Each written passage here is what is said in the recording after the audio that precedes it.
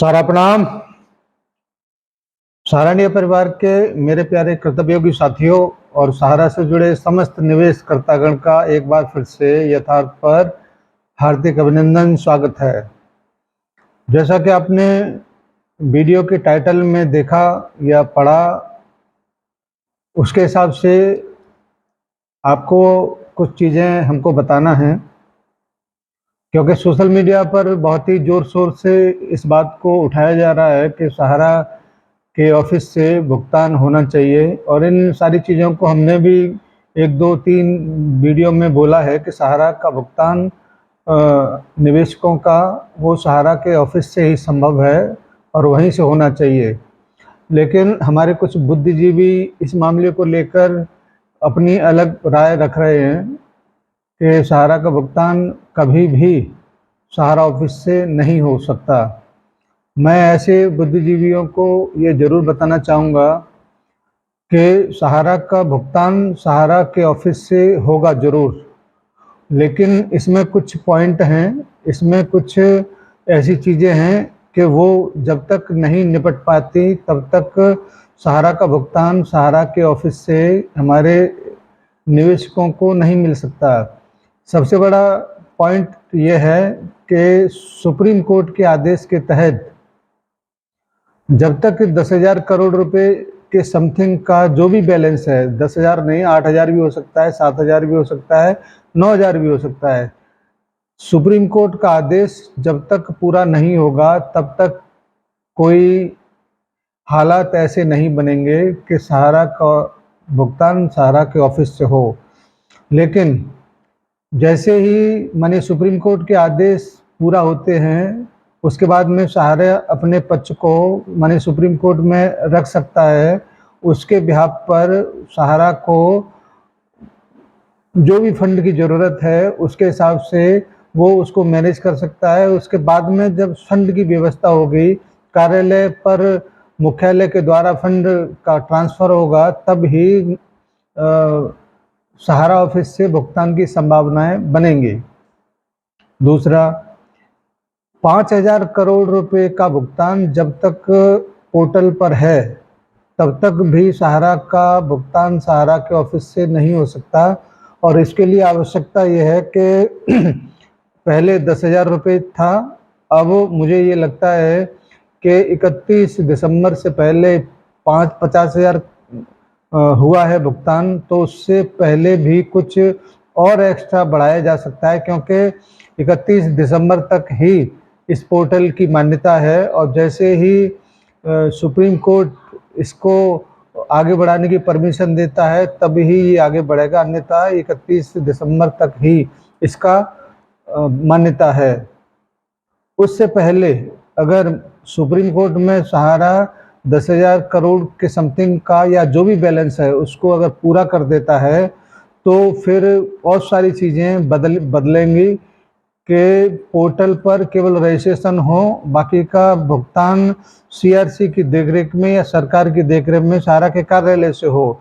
क्योंकि सरकार को ये अच्छी तरह से अब पता चल चुका है कि पोर्टल से तो समस्त भुगतान सहारा का नहीं हो सकता, तो कुछ न कुछ व्यवस्थाएं ऐसी जरूर होंगी जिससे सहारा के कार्यालय से भुगतान होने की संभावनाएं बढ़ें। लेकिन ये सब कुछ माने सुप्रीम कोर्ट के उस आदेश के ऊपर डिपेंड करता है जो सहारा को पूरा करना है। उसके बारे में तमाम ऐसे हमारे बुद्धिजीवी और भी यूट्यूब पर चाहे वो किसी अन्य माध्यम से अपनी बातों को रखते हैं, तो थोड़ा सा प्रॉब्लम होता है, थोड़ा सा समस्या खड़ा होता है कि आखिर वो क्यों सहारा के ऊपर, क्यों सहारा के पीछे बंद कराने के लिए हाथ धो के पड़े हुए हैं। क्योंकि ऐसे बहुत सारे साथी हैं जो हमारे डिपॉजिटरों के पैसे को जमा ही नहीं किए, तो फिर वो पेमेंट सीआरसी से या कहीं और से कैसे करा सकते हैं। इसीलिए वो चाहते हैं कि सहारा का कार्यालय बंद हो, सहारा के दरवाजे बंद हों तो हमारा जान छूटे, मगर ऐसा होगा नहीं। सहारा का ऑफिस ज़रूर खुलेगा, सहारा के माध्यम से पेमेंट ज़रूर होंगे। अगर ऐसा नहीं होता, सहारा का कार्यालय से भुगतान नहीं होता, तो वर्तमान में भी हमारे सिस्टम पर सहारा का वो जो सॉफ्टवेयर जिससे भुगतान की डिमांड किया करते हैं, आज भी करंट डेट में चल रहा है। बहुत सारे जगह पर जहाँ पर काम चालू है, वहाँ पर तमाम हमारे साथी कुछ रिसीविंग को करके मुख्यालय से एडवाइस मंगा के भुगतान की प्रक्रियाओं को भी पूरा कर रहे हैं। इसका मतलब ये होता है कि जैसे ही सहारा फंडिंग की वजह से मजबूत होगा, वैसे ही भुगतान की व्यवस्था भी सहारा के ऑफिस से जरूर होगी। किसी भी व्यक्ति को तमाम तरह की भ्रम भ्रांतियों से बचने की ज़रूरत है। और मैं आपको इतने लंबे समय से कहता चला रहा हूँ कि आप जितने ग्रुप में जुड़ेंगे, जितनी बार लोगों के अलग अलग यूट्यूब देखेंगे, आप भ्रमित होते रहेंगे।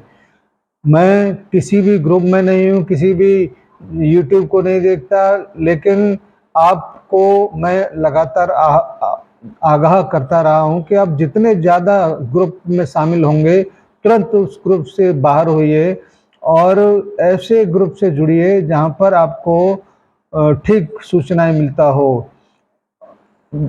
थोड़ा ही कम मिले मगर सही सलामत सूचना मिलता हो। आपसे मैं ये आग्रह इस वजह से और करता हूँ कि मुझको आपकी बहुत चिंता है। इसी वजह से हम लोग आपके बीच में समय समय पर आकर आपको आगाह करते हैं, आपको जगाते रहते हैं कि कहीं आप गलत जगह पर न फंसें। चाहे वो आंदोलनकारी हो, चाहे वो चंदाखोर हो, इन सब से बचने की ज़रूरत है। और वर्तमान में तो ऐसे बहुत सारे लोगों से और भी बचने की ज़रूरत है जो केवल अपने आप को बचाने के लिए ही सहारा के दरवाजे बंद करना चाहता है। आप समझ गए होंगे ऐसे कौन लोग हैं।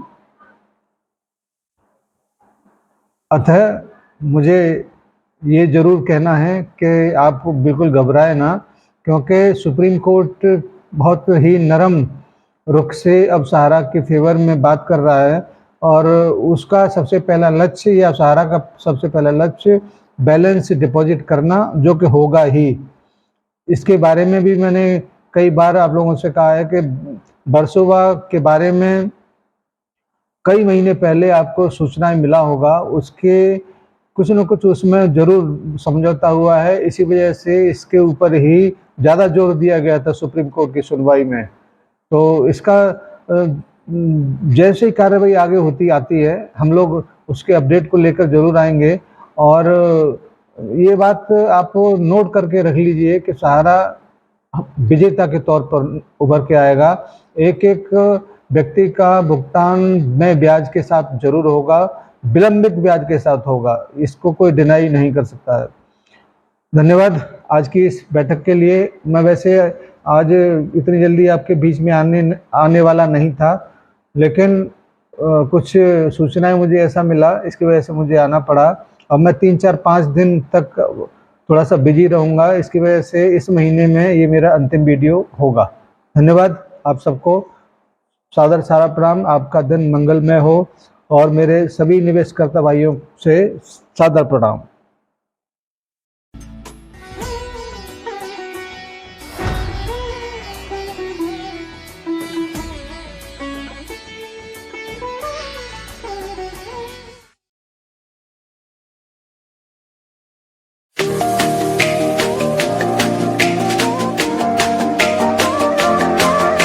सहारा इंडिया परिवार, आत्मविश्वास की ताकत।